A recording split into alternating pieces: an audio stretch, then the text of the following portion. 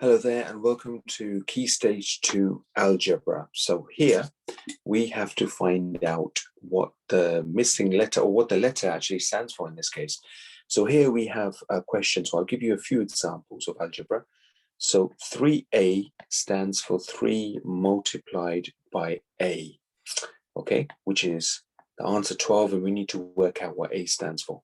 So when you have a number and a letter next to each other without a gap, that means you multiply. All right, so that's number one.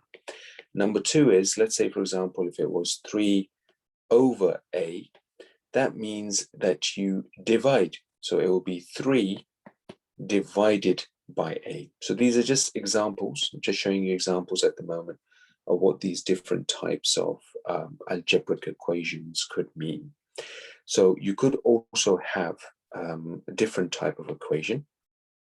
So this is multiply and this is divide. So you could have a different type of formula. So for example, 3 plus a, and we know that this is going to be add, which is quite simple.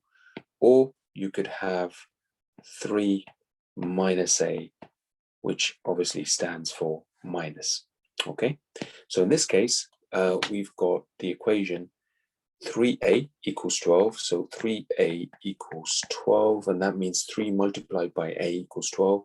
So what does a stand for? So 3 times 4 equals 12. So a in this case stands for 4. So 4 is our missing link, and a represents 4 because 3 times 4 equals 12. Good luck with the rest of the questions, and we'll follow these up in our next class. Thank you.